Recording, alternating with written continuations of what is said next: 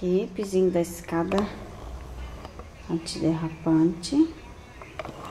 Vou dar um close também no nosso piso aqui.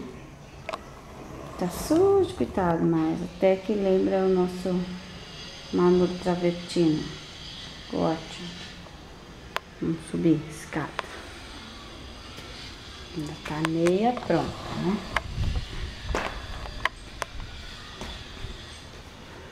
Aqui, ó. Dá pra ver melhor o piso. Aqui vai ficar o nosso computador.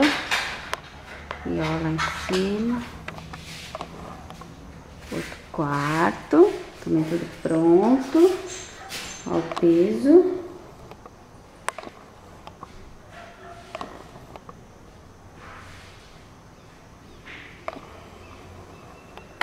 Janelinha toda pronta. Aqui também ficou de madeira.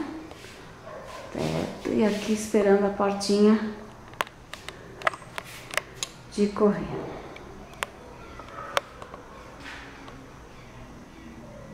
Vamos entrar no banheiro.